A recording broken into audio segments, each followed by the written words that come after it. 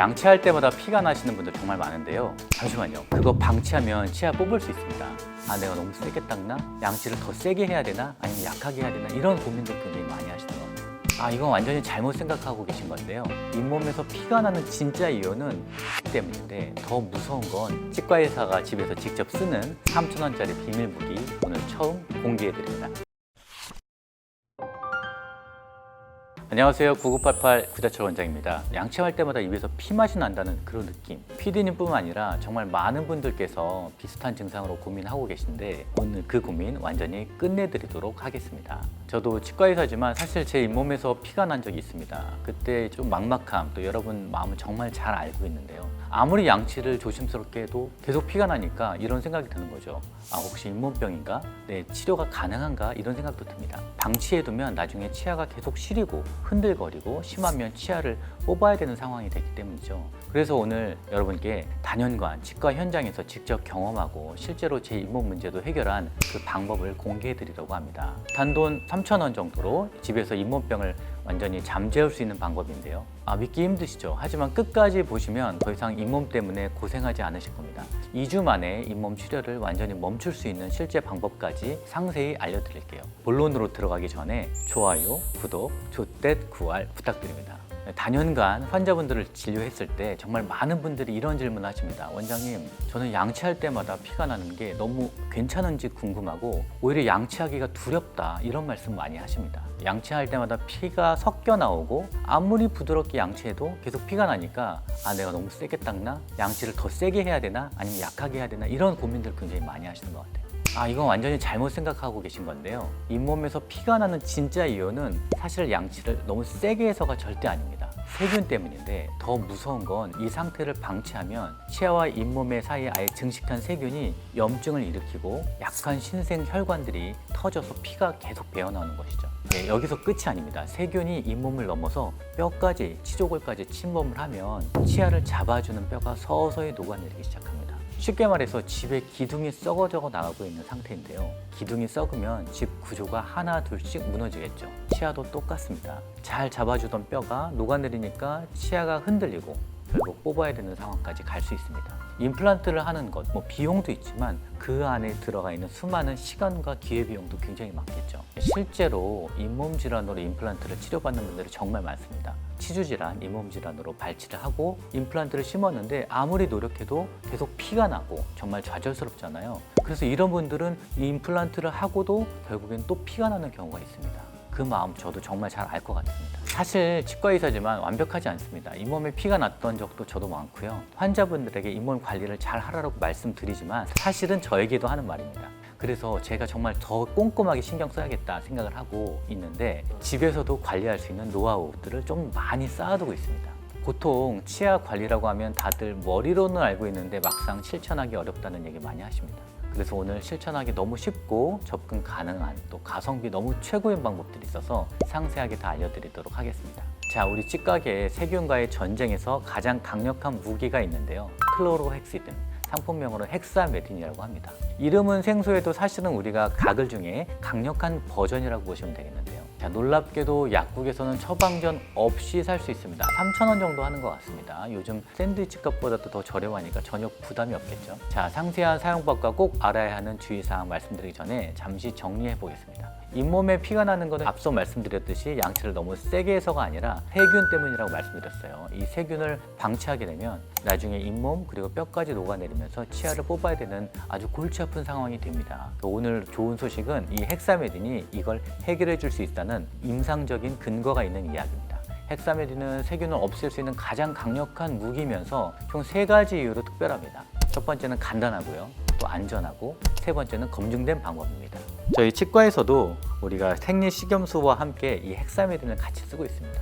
일반 가글과는 다르게 치아 표면에 달라붙어서 서서히 오랫동안 효과가 지속됩니다. 이것이 바로 첫 번째 작용 기전인데요. 두 번째는 수십 년간 논문에 축적되어 있고 입증된 강력한 세균 억제기 능력을 자랑합니다. 마지막으로는 약국에서 누구나 손쉽게 구매할 수 있는 만큼 접근성이 뛰어납니다. 자, 안 할 이유가 없는 방법인데 쓰실 때는 정확한 사용법과 주의사항을 잘 알고 쓰셔야지 부작용이 없습니다. 자, 정확한 사용법을 지금부터 알려드리도록 하겠습니다. 여기 정말 중요한데요. 잘 보세요. 먼저 기본 가글법부터 설명드리겠습니다. 헥사미딘 뚜껑이 있는데요. 표시된 눈금이 있어서 약 절반 정도, 약 10ml 정도가 되는데요. 물컵에 따라주시고 거기에 수돗물을 섞어서 희석하신 다음에 이것을 입에 머무시고 30초간 가글하신 뒤 뱉어내시면 됩니다. 너무 간단하죠. 그런데 자, 여기서 핵심이 나옵니다. 특정 부위에 피가 너무 많이 나와서 음식물이 잘 끼는 곳이 있잖아요. 그런 곳은 치간 칫솔이나 일반 칫솔에 헥사미딘 원액을 조금 묻혀서 집중적으로 닦아내시는 것도 좋은 방법입니다. 집중적으로 닦아내시면 효과가 완전히 달라집니다. 그리고 사용 후에는 바로 물로 헹구시면 안 되고요. 성분이 치아의 표면에 남아있어서 서서히 방출되는 작용이 있습니다. 잠시 두었다가 가볍게 물로 헹구어 주시면 좋습니다. 그래야 지속적인 효과를 좀 볼 수 있거든요. 너무 간단하고 해서 매일 루틴에 양치를 하시고 가글하는 것까지 포함해 주시면 굉장히 좋을 것 같습니다. 자, 그런데 여기서 정말 중요하게 알아야 될 주의사항이 있습니다. 아무리 헥사미딘, 클로르헥시딘이 효과가 좋아도 2주를 넘겨서 사용하시면 정말 큰일 납니다. 자, 헥사미딘이 너무 강력해서 장시간 사용하시면 정상 세균총까지도 파괴됩니다. 무슨 얘기냐면 그 좋은 세균까지도 없어진다는 얘기죠. 착색을 일으키는 세균도 늘어나고 미각이 둔해지고 오히려 치석이 증가할 수가 있습니다. 이것은 헥사미딘이 하는 바라는 효과를 넘어서는 역효과가 날 수 있다는 얘기죠. 너무 강력하다 못해 적군을 싹 다 죽이고 아군까지도 죽일 수 있다는 얘기입니다.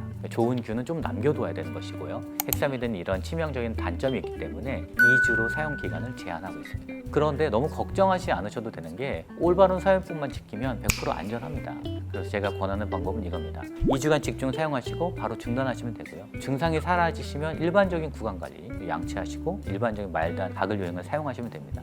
또 문제가 다시 생겼을 때만 짧게 재사용하는 방식이 가장 안전합니다. 이 관리법을 적극적으로 사용하는 부분은 특별히 어린이들이나 10대, 20대보다는 40대를 추천드립니다. 이게 또 굉장히 중요한 포인트인데요.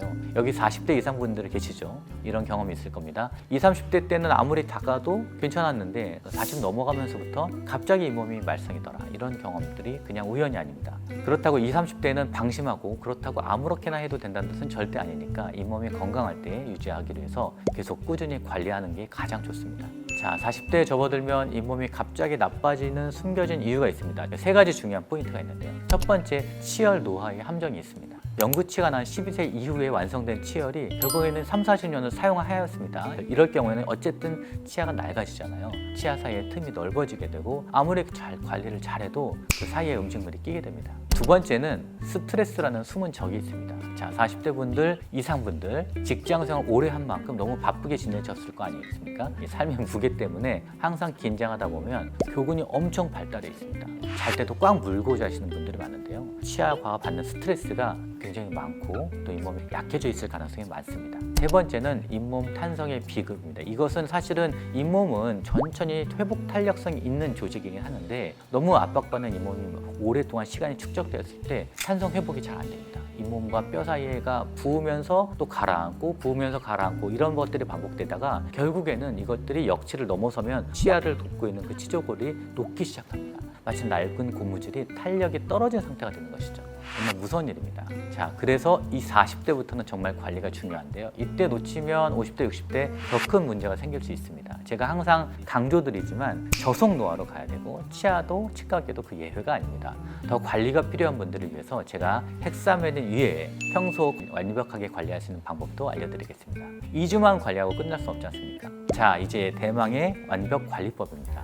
자, 헥사미딘으로 절대 부족합니다. 자, 2주 관리하시고 또다시 원상태로 돌아오면 잇몸 건강이 유지가 잘 안 되겠죠. 자, 함께 해야 될 황금 조합이 있는데 제가 단연간 임상에서 확인한 가장 효과적인 방법들만 모아서 알려드리도록 하겠습니다. 자, 양치 타이밍부터 제대로 알려드리도록 하겠습니다. 하루 2번, 2-3번 얘기를 하시는데 특히 자기 전이 저는 제일 중요한 것 같습니다. 자, 자는 동안에는 침분비가 잘 안 되니까 세균이 많이 증가하거든요. 자, 이때 중요한 도구들이 있습니다. 딱 3가지의 조합이면 됩니다. 자기에게 맞는 스몰 사이즈 치간 칫솔, 또 왁스 처리된 치실, 구강 세정기까지 이 조합이면 끝입니다. 제가 치아 모형을 가지고 어떻게 사용하면 되는지 한번 보여드리도록 하겠습니다. 네, 치과 의사들이 가장 많이 권하는 방법인데요. 치실로 한 번씩 치아 사이의 음식물을 제거해주고 치간 칫솔로 세밀한 부분을 청소하고 양치 후에 구강 세정기로 한 번 헹구면 됩니다. 치간 칫솔은 사실 자기에게 맞는 사이즈가 있어요. 여러분들 다이 땡에 가시면은 치간 칫솔 여러 가지 사이즈가 있는데 너무 큰 거 말고 작은 걸 써셔서 넣었다 빼는 동력, 인앤아웃 모션으로도